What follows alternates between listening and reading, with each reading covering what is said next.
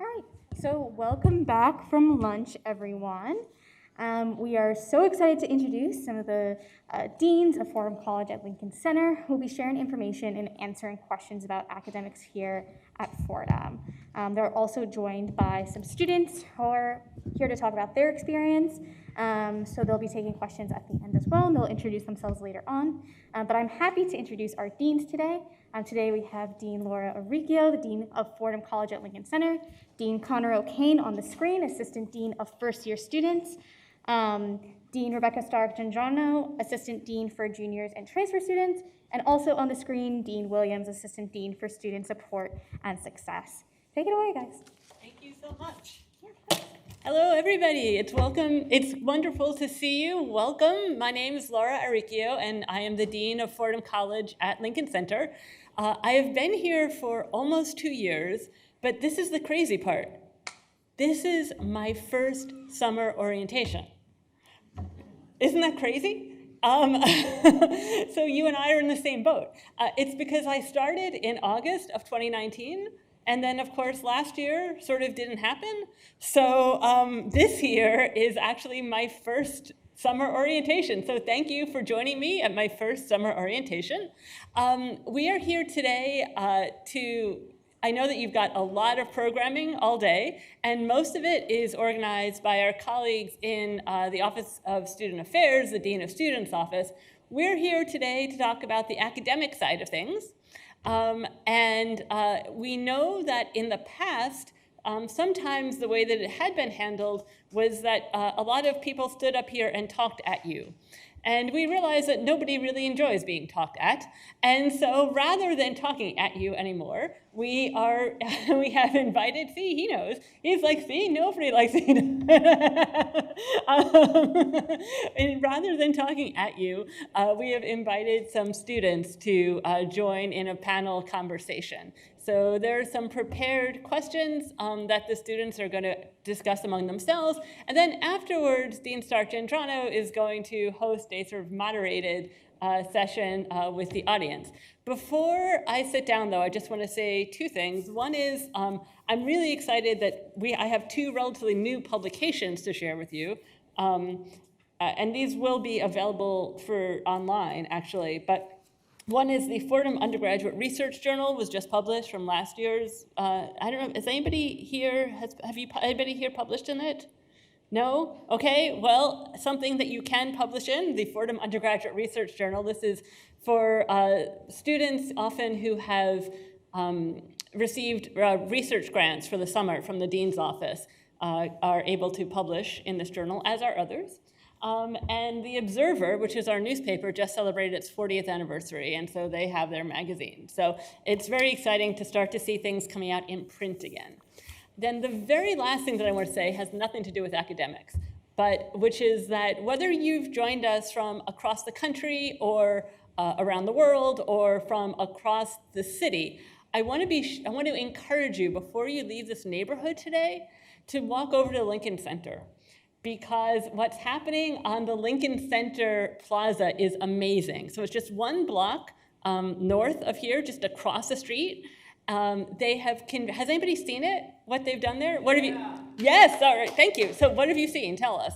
I saw the Big Apple Circus. Oh, excellent. But I mean, have you seen it today or like this week? Oh, yeah, no. Anybody seen it today or this week? Yeah, you have, go ahead.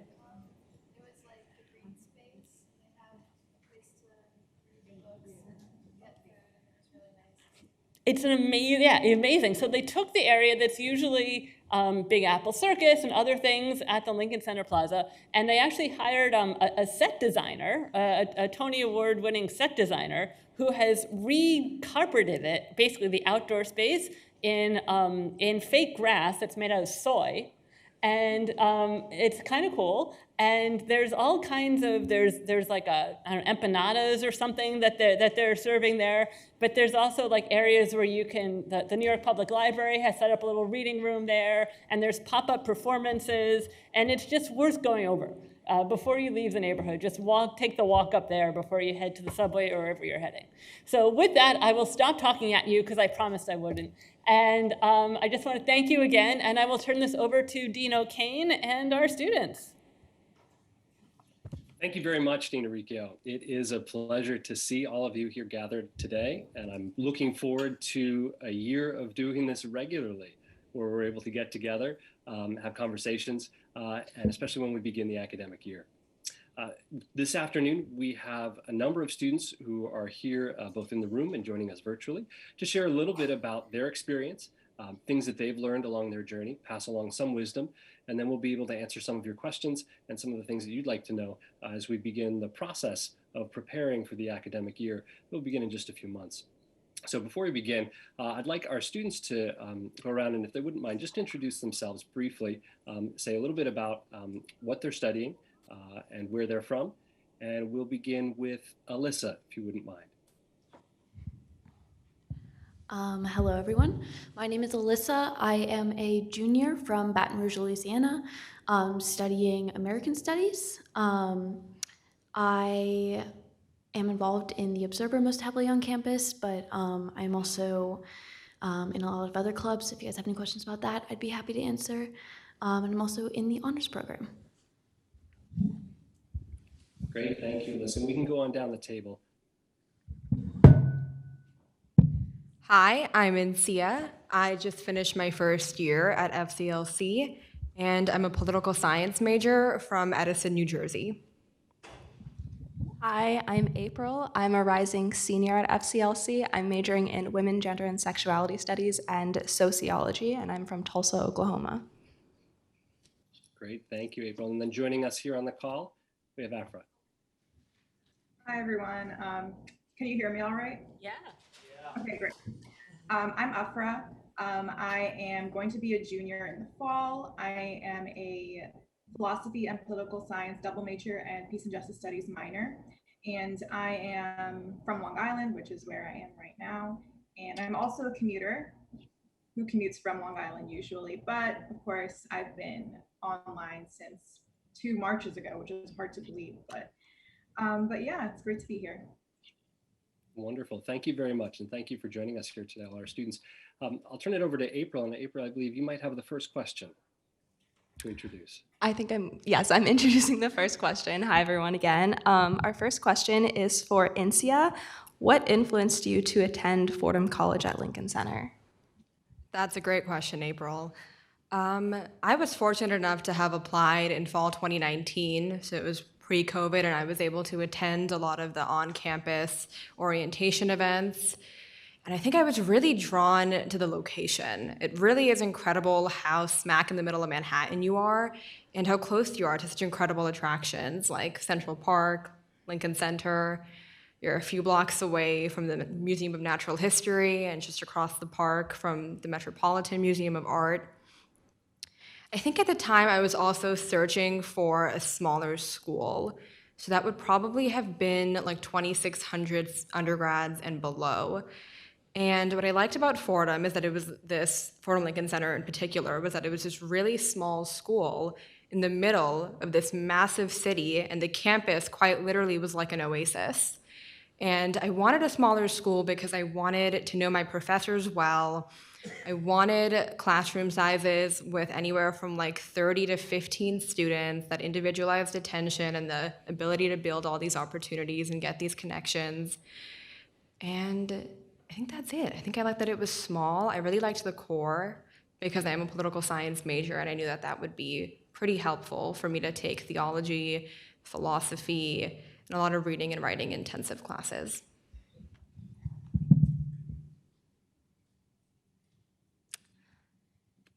Great, thank you. And so I appreciate your insight as to what first drew you here. And next thing I'm curious to know, we mentioned the FURGE, our research journal, and we have many opportunities for student research.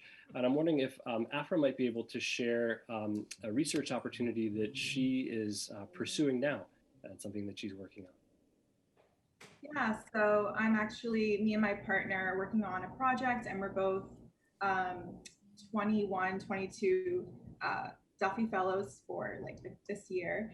And we are both, the Duffy Fellowship is under the Fordham Center for Religion and Culture. So both of us, me and my partner, actually knew each other before, and we both are going to be studying, we're going to be going to the border at Arizona in December, and we're going to be studying how religion plays a role in the lives of migrants who cross the US-Mexico border.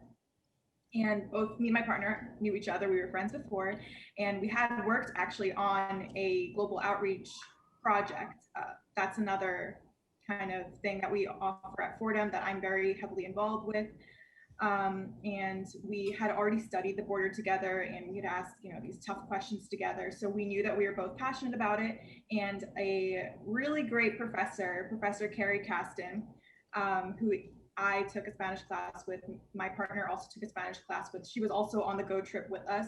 So she's become like something of a mentor to both of us. And she actually suggested, hey, there's this Duffy Fellowship, and I think you guys could probably, study the border during it. So that's how we got and we applied for it and we got in, thank goodness. So yeah, I'm super excited about that. And this entire summer has pretty much just been like preparing for that. So actually, thank you for the question. And the next question is for INSEA. So how has the core been impactful in your academic journey? I know you started talking about it. Yeah, so I touched on this a bit earlier, but I know that as a first year, I was so excited to just get like done with the core and just get into my major classes. And it wasn't until like my first day of classes and I went through 3 of my core classes and was like, wait, I kind of like this.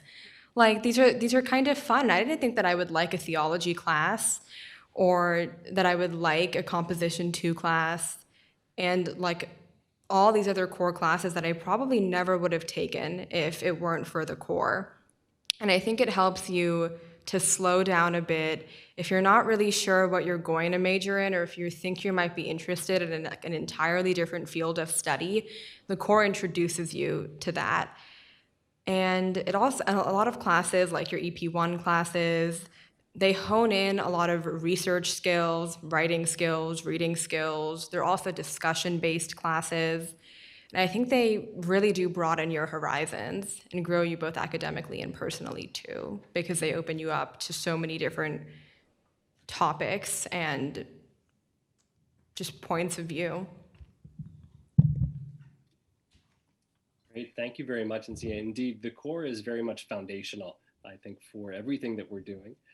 And it provides, as Ancia said, this foundation for future study, potentially majors or areas that you might like to pursue. And it also gives you a very strong foundation from which to proceed. And one of the things that we have to do is, we have opportunities to do as part of our course of studies, perhaps later on in our academic career, are also internships. And I believe Alyssa has a question for April regarding that. I do have a question for you, April. Have you had an internship, and can you just describe the opportunities that you've had and how they have impacted you? Thank you, Alyssa. I have had several internships. I feel like one of the number one reasons why I chose Fordham College at Lincoln Center was because I anticipated having more internship opportunities here in New York City than I would elsewhere, and I was correct, along with several volunteer opportunities that honestly function in a really similar capacity and gave me similar important experiences that I've talked about in my classes and talked about in other job and internship applications. I think one of the most important values from internship experiences was just narrowing down what I thought that I wanted to do after college. And that's actually helped me choose classes that I felt like were inspired by my internship or shift away from topics that I felt like, based on internship experiences, weren't necessarily for me. So I definitely recommend taking advantage of being in the heart of New York City and maybe the whole country. I have a question for everyone about what insights do we have for incoming students regarding scheduling classes, doing homework, accessing academic resources, and declaring a major or minor?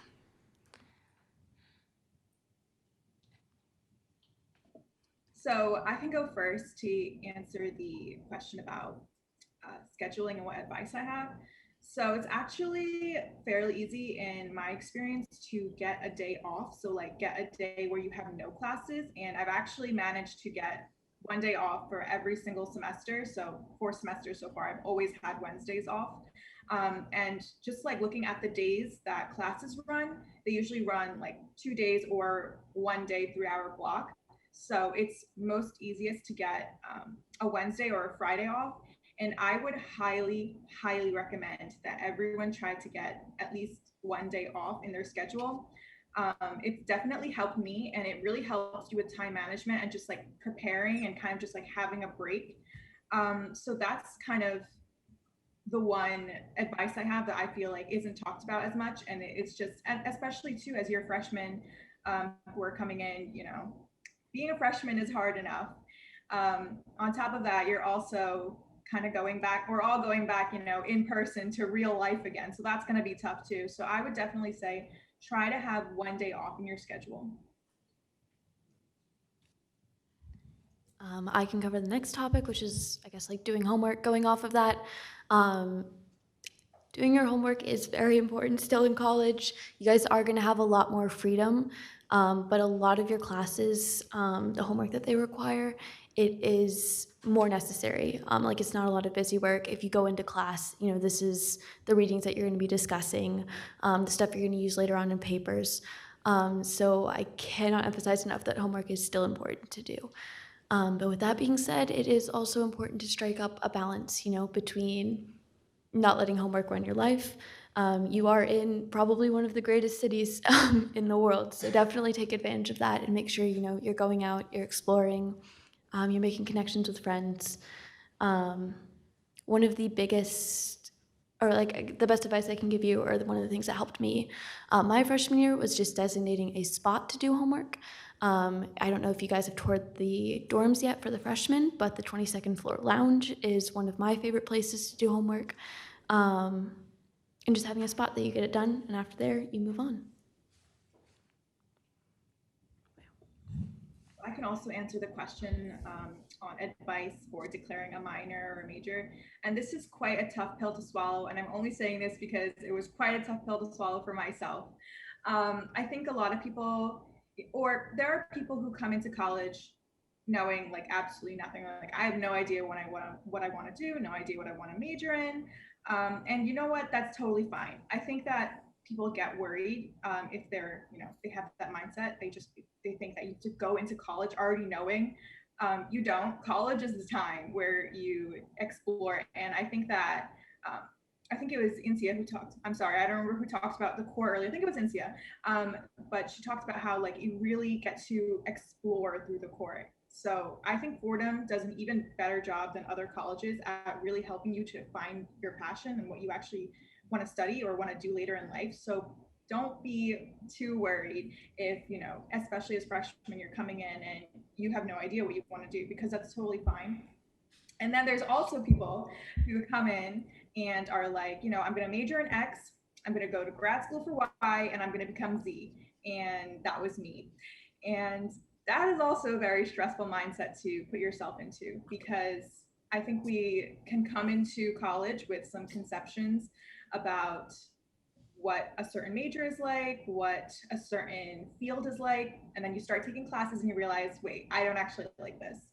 So I would also say on the flip side, don't become too trapped in what you came in with. So if you came in thinking you were going to major in poli-sci, for example, but then you took a poli-sci class or you took a couple and you realize, wait, I really don't like this, you're going to be miserable if you stay through it. So don't stick to a major if the only reason why you're doing it is because you came in with it and you feel like you have to stick to it. I would say that that's not a good reason at all. So yeah, that's all I would say. I would just say that don't be too worried if you're coming in, you have no idea. And then on the flip side, if you're coming in and you're like, you know what, I'm going to do this, this, and this, that's great. Totally try, explore that, but also explore other options and be open to your plans changing, because that's life, you know? Can I throw an unscripted question in? The answer is yes. Yes, please. Yes, by all means, please. Thank you. So here's my question, because part of your question also, I think, was about resources that are available to you, right? So I'm actually wondering, Dean Williams, Can you tell us about some of the resources that are available? Sure. So I'll briefly introduce myself, and then I'll speak with you about resources too. So my name is Tracy Ann Williams. I'm the Assistant Dean for Student Support and Success. I've been at Fordham for almost a year and a half, I suppose, something along those lines. So I've spent most of my time in a little rectangle, but I'm extraordinarily happy and I would say blessed to be able to work with the students at Lincoln Center. Part of what I do is to think about improving the experience for students strategically, but also on a one-to-one basis. So one of the ways that I operate at Fordham is to serve as a resource for students. And so there are students who, like Afra said, that come in knowing everything about everything. They've decided they were going to study a particular major from the time they are 12. They don't want to hear from anybody about anything else. And yet they are experiencing a profound misery that I think no one at the age of 19 should have. And sometimes they find their way to me. Sometimes a professor refers them. Sometimes they come looking. And part of what I do is to help you with that discernment process and think about, is this something that you really would like to do? Is there something else that you might be interested in? And one of the questions that I ask students is, what would you do if there were no other, let's say, consequences or something? Or what is the thing that makes your heart sing when you're by yourself and you're really enjoying life on your own? There are no parents, there's no caregivers, no friends. Like, what is that thing? Because that's often where we need to start. But I also connect students with other resources on campus that they might not be aware of. Tutoring resources, which I co-coordinate with a colleague from the Rose Hill campus. I connect them to psychological resources, connect them with disability services, connect them with other colleagues that I've come in contact with, colleagues who might be able to help them think about a major. One of the ways to think about a major or a minor is to take a class, but you can also talk to a real human person about what they do in their field to help them understand what does that field look like? For example, there are a lot of students who love philosophy, but I just don't know why they think they have to be philosophers. Like, I had a philosophy minor and I am not a philosopher. So helping students to understand that you can love a discipline, but that there are so many different avenues that you can take with it, and that it's a good basis for doing other things with your life. And often the thing that you study as an undergrad is not necessarily related to what you're going to be when you grow up. So we have really, I have sometimes one-off conversations with students, and then there's students who I meet with every week, and I have been meeting with every week since they started talking to me. That doesn't mean that there's something quote unquote wrong. It just means that there are things that we are working on together. And sometimes it's very good to have a partner that others might call a resource, but a partner that can help you to think through different things that are going on. Thank you very much, Dean Williams. I think that's very well said. There are certainly many partners, many conversation partners that will walk with you along your journey while you're here, as you discern what it is that you feel called to study, what it is that you are encountering as you walk through your time. And we're here to support you. We'll move in just a moment to your questions. Dean Stark and John will help facilitate that. I'd like to do just a kind of a one quick sentence from each of our students gathered here today. If you could, in one sentence, give one piece of advice to yourself when you sat in this room 1, 2, 3 years ago, what would it be? What would your one word of advice be? Okay, I can go ahead and start for this one. I would just say this is a time when a lot of things are happening very, very fast. So just take a deep breath, take it one step at a time, and it will all work out.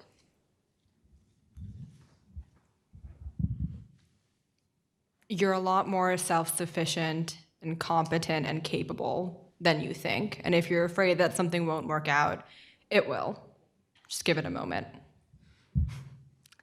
Take the time and space to fall in love with learning.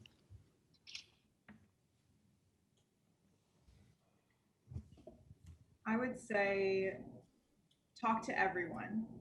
Just talk to everyone. Great, thank you very much. Also, some very sound advice. This idea of conversation, of patience, of calm, of reflection, and finding those things that truly speak to us on a fundamental level. I'd like to open the floor now to your questions. I'm sure you have a few. We're happy to answer them. Right now, as many of your students know, we're in the process of a first round of registration. We know that some folks were able to register for their classes. Some folks were not able to complete a full schedule. That's fine. As we continue to move forward, as we move through what we call the schedule review period right now, we'll be reviewing needs and adding options and sections and classes and things like that for you. But we're here to support you, as your advisors are, as are all of the academic ambassadors who are gathered here today. Perhaps we even spoke with some of them. But we're here to answer your questions about academics, about intellectual life, or about the general Fordham experience. So I have handed out some index cards. You can certainly write questions and hand them in to me, and I can read them out loud.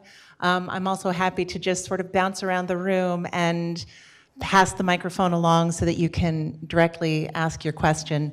And while you all are jotting notes, I think I'd like to throw a question to my other Dean's Office colleagues.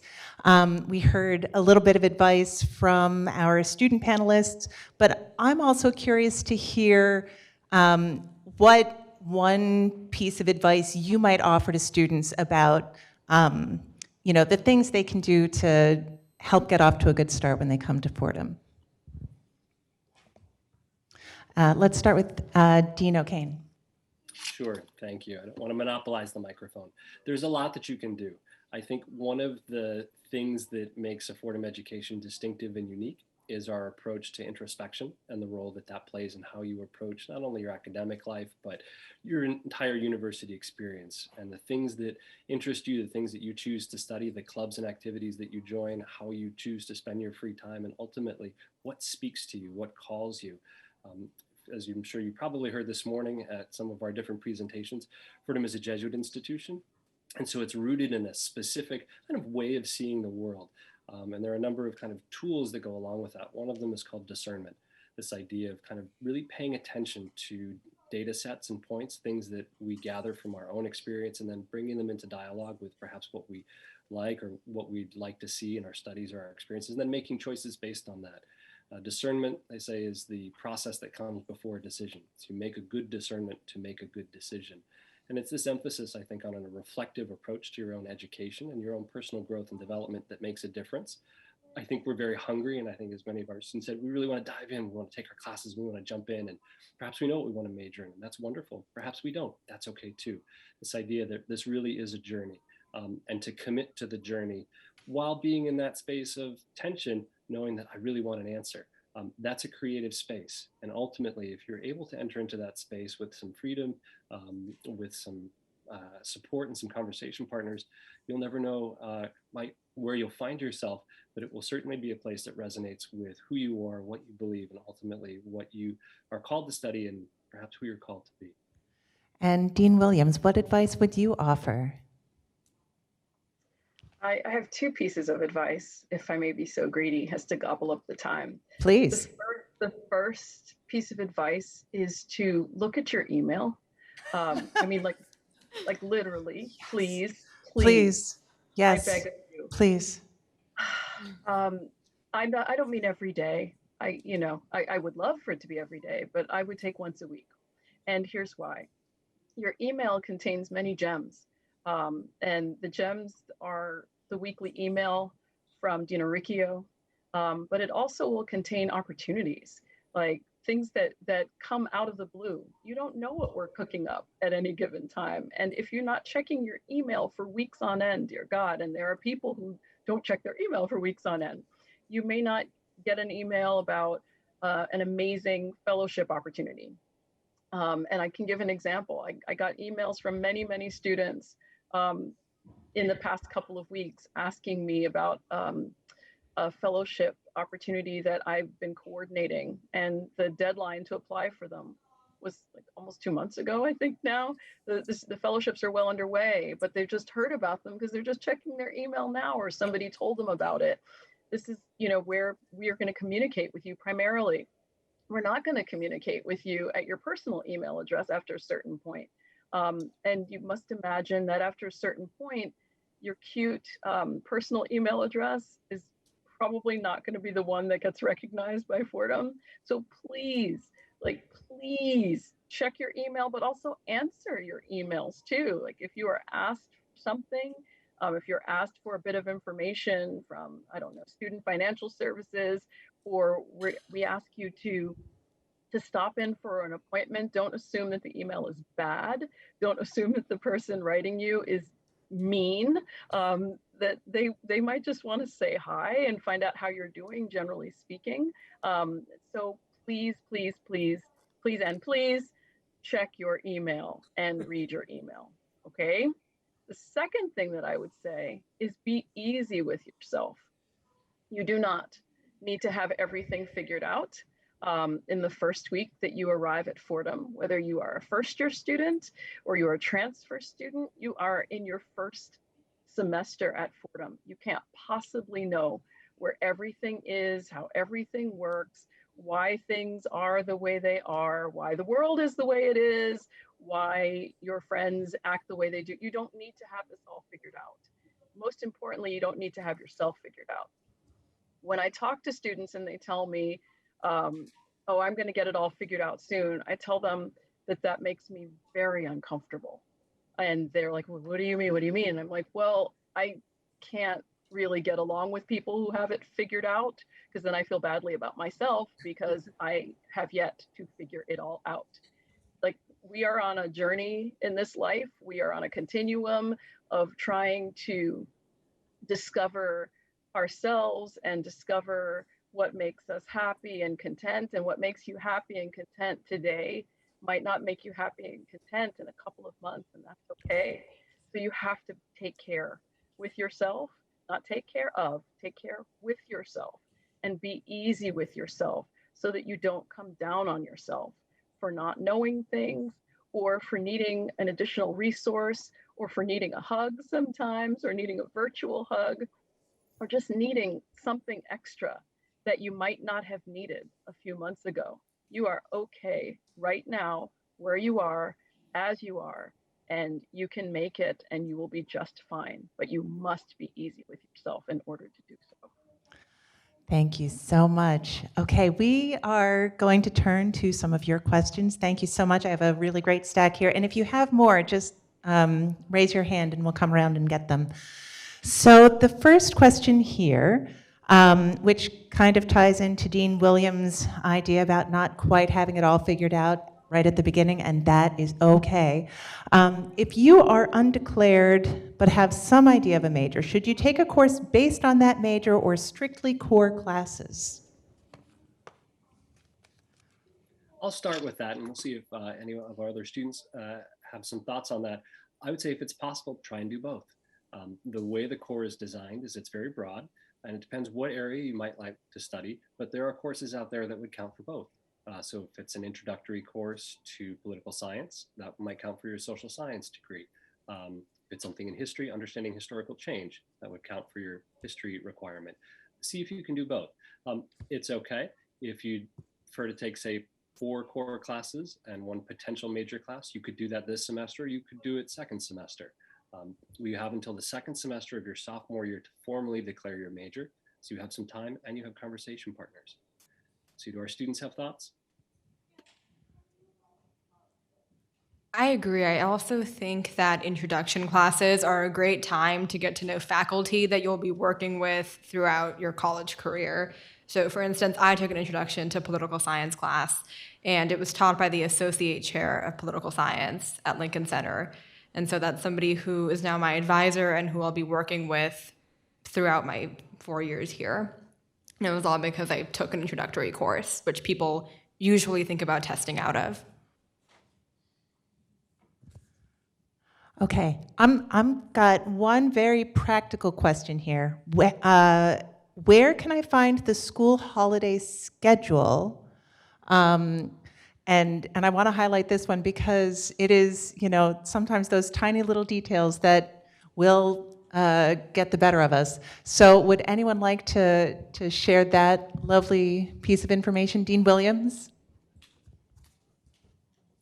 Absolutely. So I mean, I don't know if this is the right answer, but it's the best answer that I got when I started at Fordham, and I got it from our associate dean, Bob Mugnot. I go to Google. I go to Fordham academic calendar, and it will come right up.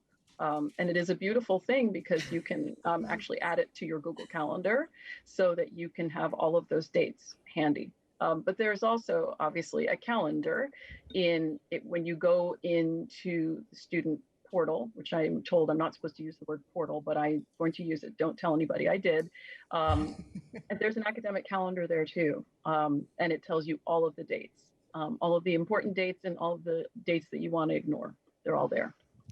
Yeah, I do the same thing when I'm trying to find something on the Fordham website. There is a path that you're supposed to go through from fordham.edu, but I always just go to magical Google and type in my question, and it is always the first link. So, especially for resources like that. So, and pairing it to your own calendar is a really good idea so that you can stay on top of things like the ad drop deadlines and registration deadlines and all of that. Can I just verify that I just did it? Like, as Dean Williams was speaking, I went to Google and I typed Fordham academic calendar, and voila, it came up. So yeah, it's a good tip. Google is your friend. You can also do things like Google Fordham final exam schedule, and it will come up, It won't tell you your class schedule. You will have to log in to find your own personal schedule. You do not want that on blast across the entire internet, but certainly Google is very helpful. Okay, so another academic question here. What is the process of declaring a minor? I'm going to turn everyone over also to Google and say you can just Google the department, or you can browse the Fordham website and Google the department, and hopefully you'll see the contact information for the chair or some faculty. If you email any random faculty, they'll probably direct you to the right person and say, I would like to declare this minor, and then they'll send you a few forms to fill out. Yeah, that's a very good advice. Again, Google is your friend, and our website is well integrated with it. And a lot of your answers are going to either be there, they'll be in your new Fordham page, or on the Blackboard material. If you've been on the Advising Blackboard site, we'll have material there and will be updated throughout the year. So April's right, you'll be able to find this information at your fingertips. The associate chair typically is the person in an academic department who's going to handle processing forms. So that's going to be a major declaration or a minor declaration. It's not a bad idea to take a class or two in a particular subject if you think you might want to minor in that. It's a good idea to get a sense of it, in addition to perhaps the idea of having that. We also encourage you to proceed sequentially. Begin with the core. Buildings begin with their foundation. That's what the core is. Begin with that, and then begin to discern what it is that you might like to major in, and then you can move into that area. And then you can begin to discern if you'd like to add a minor. What we don't want to happen is to have you be 3/4 of the way through your core, halfway through a major, and 1/4 of the way through a minor, and then realize that as you continue to progress, you might not have as much space in your schedule as you thought, because upper level classes might not meet every semester. So take some time to discern as you move through, but all of the information is there. And throughout the course of the year, you'll have an academic core advisor who will meet with you and be available for conversation. And this is one of the questions that you could bring to them and say, I'm thinking about declaring this as a minor. How would I proceed? And what do I need to think about? One thing I would say for the transfer students in the room, a lot of transfer students come to Fordham with a pretty strong idea of what they want to do. That's why they're transferring from their old institution to Fordham, right? Because they've heard we have a wonderful communications department or an excellent computer science department or whatever the case may be, right? So if you already know that, this path is the one for you, right? then certainly your advisor is a really good resource to help you figure out how best to navigate, and for transfer students to, talk about how your transfer credits will apply and that sort of thing. I also wanted to just put in a plug for the department secretaries. In addition to the associate chair of the department secretaries are amazing individuals. They've been here for decades in many cases. They know this place inside and out. They can put you on the calendar for the associate chair and get an appointment with you much more easily than emailing the associate chair back and forth. And they are the magic that keeps this place running. So don't be afraid to reach out to the department secretaries as well. They are wonderful individuals who can help you in a lot of ways. I have a question here about the Honors College.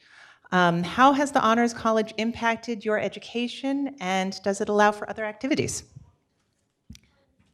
Okay, so I can tackle this one. The honors program is very interesting because it's what we call an accelerated core. So your freshman year, you will take 4 classes with this small group that is honors. You'll also do that for most of your sophomore year. Junior year, you have an internship or study abroad or research project. And then moving into senior year, you'll have a thesis program. It definitely, the thing I love about honors is it gives you like a good group of people to know and be close with. And it definitely does allow you to do outside activities. Like I said, I joined the Fordham Observer. I'm their head copy editor. So I've been doing that since my freshman year as well. So it certainly allows for flexibility. I have several questions sort of interrelated. I have a lot of students in the room with who are curious to learn about Go trips and study abroad. So I was hoping, I think this is a question particularly for the students. Could you talk a bit about what international experiences you've had and how that's impacted your journey? So I can take the Go trip portion as someone who's been on two Go trips. But unfortunately, I've only done virtual Go trips because all the Go trips this past year have been virtual, of course. But nonetheless, so a Go trip is, I talked about a little bit earlier, global outreach, and it's a program through the Center for Community Engaged Learning. And it basically, you will normally, if it's not a virtual program, you will study an issue or just more than an issue, just culture, current events, history of a certain place. So I did the Go Kino trip, which was, I would have gone to the US-Mexico border, and that's what I studied. I studied the border. And the second one I did was Go El Salvador. So that was studied El Salvador, and you will study, think current events, things are going on in that country. And then you will actually go to that place. So I would have gone to the border, I would have gone to El Salvador and do service learning and kind of meet with the people that you've been talking to for the past like 3 months. You go very in depth into things, and you really learn what is community service, what is service learning, kind of what is your place in the world. And we kind of learn to tackle really interesting and difficult questions, such as like, are you here to help? If you're not here to help, what are you here to do? Things like that. So it's a really great program. I really highly recommend it to everyone to do at least one Go trip throughout, your entire 4 years or however many years you have at Fordham. It's really, I think the best way to describe it, as it has been described to me by someone in the organization we were working in, is that it will destroy you for life, which is just, it's going to totally change all your perceptions about things like community service, service learning, volunteering, community in general. And it gives you a really great community too, because they're very tight-knit groups. You have to apply, and then there's only like 7 or 8 people who are chosen, and then there's a mentor, and then there's a leader. So other than that, there's not really that many people who are on the trip until you actually go to where you're going. Then you'll meet, of course, tons of different people. But yeah, it gives you a really great community, and it really does, like, it ruins you for life. So I highly recommend it. Thank you so much. I think we are just about out of time, so unfortunately, we're going to have to leave it there. I'm sorry we did not get to all of the questions here, but I know we have more on the schedule for you today, so hopefully your questions will be answered in some of the later panels, and you can certainly reach out to any of the Dean's Office staff. You can email fclcdeans@fordham.edu if you have any questions and would like to talk with the Dean's Office staff. So thank you again to our wonderful panel for sharing your thoughts. Thank you to all of you for coming and being with us today. We're delighted to welcome you to Fordham. Thanks.